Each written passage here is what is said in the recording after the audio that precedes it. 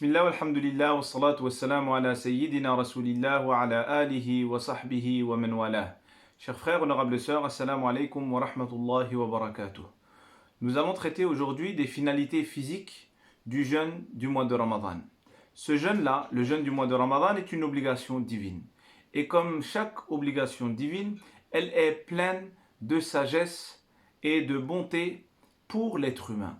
Ibn al-Qayyim rahimahullah ta'ala disait dans son explication de la parole prophétique As-siyamu junnah, que le jeûne est une protection contre les maladies de l'âme, les maladies du cœur et également les maladies du corps.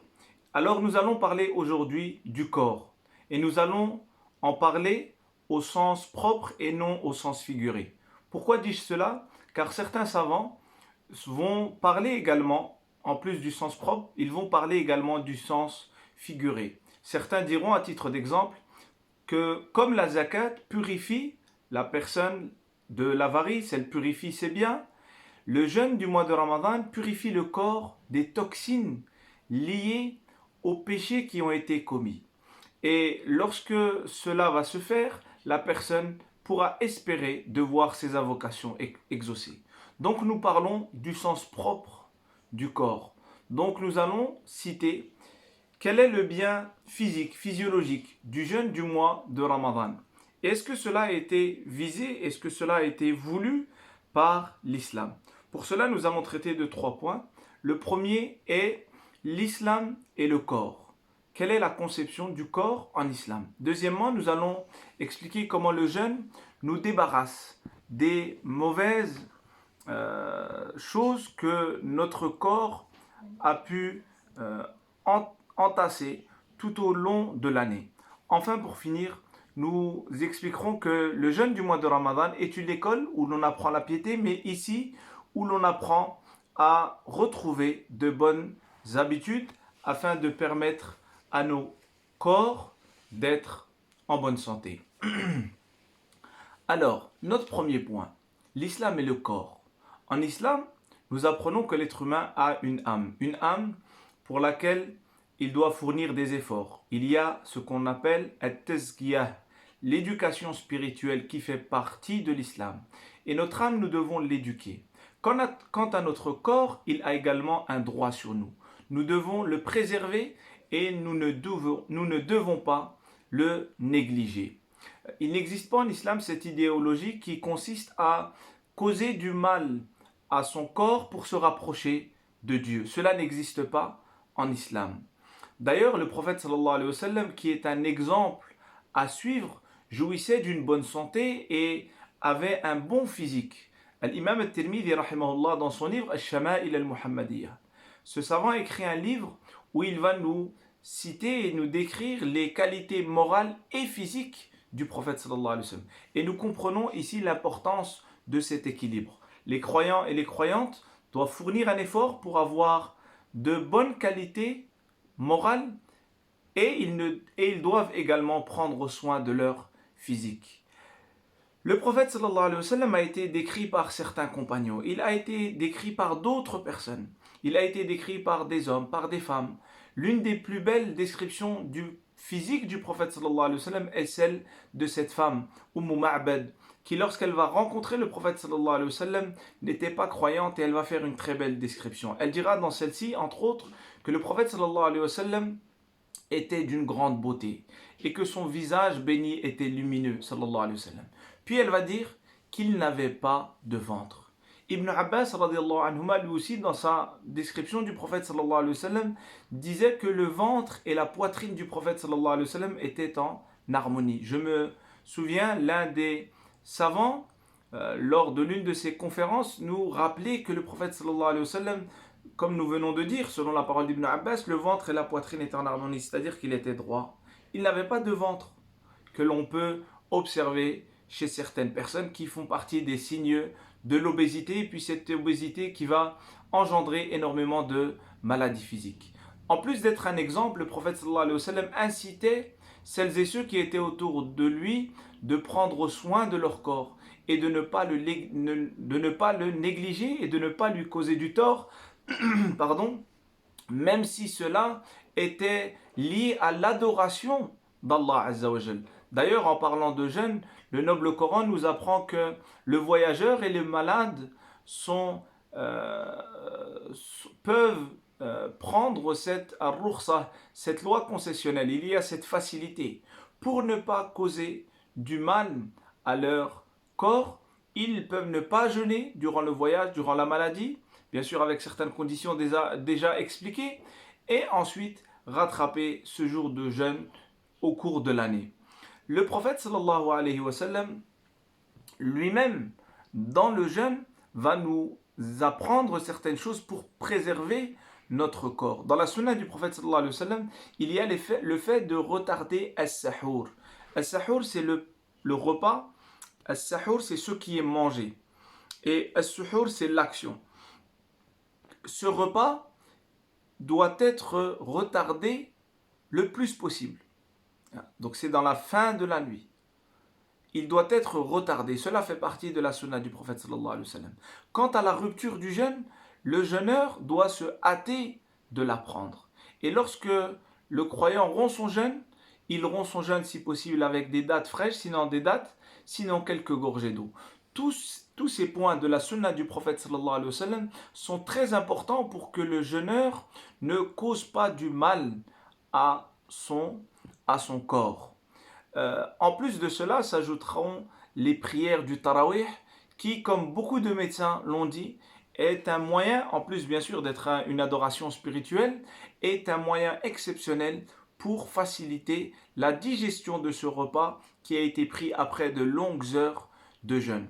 Même dans l'adoration générale, le prophète sallallahu alayhi wa sallam va reprendre certaines personnes. Al-Bukhari et Muslim rahmatullahi alayhima vont nous parler de 3 personnes qui sont venues voir le prophète les femmes du prophète sallallahu alayhi wa sallam en leur demandant quel était l'état cultuel du prophète sallallahu alayhi wa sallam. Puis, quand cela leur sera décrit, ces 3 vont sentir qu'ils ne font pas grand-chose. Et ils vont prendre des décisions. Le premier va dire à partir d'aujourd'hui, je vais jeûner sans interruption. Le deuxième dira qu'il va veiller la nuit sans se reposer. Et le troisième dira qu'il ne se mariera pas, car pour lui c'est une perte de temps, qu'il l'éloigne de la soumission d'Allah, ce qui est totalement loin et à l'inverse et à l'encontre du message du prophète sallallahu alayhi wa sallam et donc de l'islam. Le prophète sallallahu alayhi wa sallam va leur dire que lui-même jeûne et à des moments où il ne jeûne pas. Il rompait le jeûne sallallahu alayhi wa sallam. Puis le prophète sallallahu alayhi wa sallam va dire qu'il veille la nuit, qu'il a un moment où il se repose et que le prophète sallallahu alayhi wa sallam se marie et que telle est sa sunna. Quant à celui qui s'écarte de cela, c'est écarté du chemin du prophète sallallahu alayhi wa sallam. C'est un exemple pour les hommes, un exemple pour les femmes. Une fois le prophète sallallahu alayhi wa sallam va entrer dans l'endroit réservé à l'adoration de Zaynab.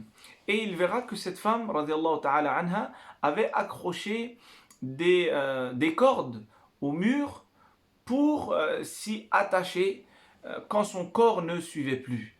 Son âme en demandait, elle voulait toujours, encore et encore, veiller les nuits dans l'adoration, mais le prophète sallallahu alayhi wa sallam va lui demander de retirer, va demander que l'on fasse retirer, ces cordes-là et d'expliquer qu'elle doit prier et que lorsqu'elle est fatiguée, elle doit se reposer. D'ailleurs, il y a beaucoup d'histoires où le prophète sallallahu alayhi wa sallam va expliquer que notre corps a un droit sur nous.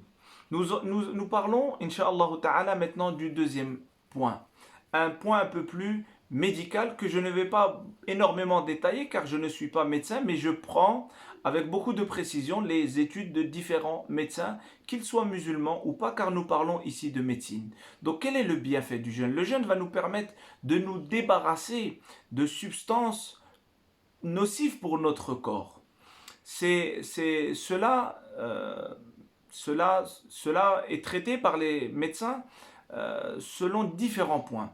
L'un des points très importants, c'est la détoxification.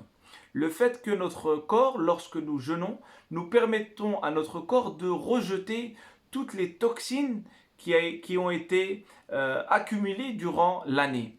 Bien sûr, à condition, et là j'ouvre une parenthèse très importante, de manger sainement et naturellement durant l'iftar et durant le sahur. Et ici, nous devons réapprendre à manger sainement. Le jeûne va également permettre de diminuer le taux de cholestérol sanguin et la tension artérielle systolique. D'ailleurs, beaucoup de médecins, dont le docteur Jan Chosen-Bays, disaient que le jeûne est une stratégie radicale pour se débarrasser d'une alimentation équilibrée. Il a cité cela dans son livre Manger en pleine conscience. Il y a énormément de médecins. Il y a un médecin américain, Dr. Edward Dewey, qui disait que le jeûne a un bienfait thérapeutique. Et il y a en réalité différentes sortes de jeûnes. Pour faire simple, nous allons en citer 3. Il y a le jeûne sec. C'est un jeûne qui dure en moyenne de 1 à 3 jours jusqu'à 5 jours. Où celui ou celle qui jeûne ne va même pas boire de l'eau, il va s'écarter de l'eau. Ce jeûne peut apporter bien sûr beaucoup de bienfaits, mais tous les gens ne peuvent pas l'accomplir. Et il y a un point très important, c'est qu'il doit être fait sous suivi médical. C'est une obligation. Le jeûne hydrique, c'est un jeûne qui va durer souvent 1 semaine jusqu'à 2 semaines. Ce jeûne également va apporter des bienfaits. C'est un jeûne où les gens vont continuer à manger, ils vont boire beaucoup d'eau, des tisanes, des soupes, des bouillons, etc. Et ici également, il faut le faire sous suivi médical. Et il y a des cliniques aujourd'hui de luxe spécialisées. Il y a en Allemagne et dans d'autres pays des cliniques où vous passez 15 jours pour 8 000 €. Mais toujours sous suivi médical, et ce n'est pas tout le monde qui peut faire cela. Et il y a ce qu'on appelle le jeûne doux. Donc, le fait de jeûner le lundi et jeudi, par exemple, 2 jours dans la semaine. Le fait de jeûner 3 jours dans le mois. Comme tout cela, le prophète sallallahu alayhi wa sallam nous l'a enseigné. Et également, le jeûne du mois de Ramadan. Ici, nous n'avons pas besoin d'un suivi médical. Bien sûr, comme les fuqaha disent, l'avis du médecin compte. Si le médecin, c'est ce que nous disons dans nos mosquées et dans nos cours, si le médecin qui est de confiance, qui est connu pour sa confiance et qui travaille convenablement, si ce médecin, qu'il soit musulman ou non d'ailleurs, s'il dit que l'état de santé de la personne peut être en danger à cause du jeûne ou peut s'aggraver, dans ce cas-là, le musulman et la musulmane ne doivent pas jeûner. En tous les cas, le jeûne du mois de Ramadan ne peut pas causer du tort à une personne qui est en bonne santé. Il y a maintenant environ plus de 20 ans, il y a eu un premier colloque international au Maroc où il y a eu plus de 50 recherches par des scientifiques, musulmans et non, autour du jeûne.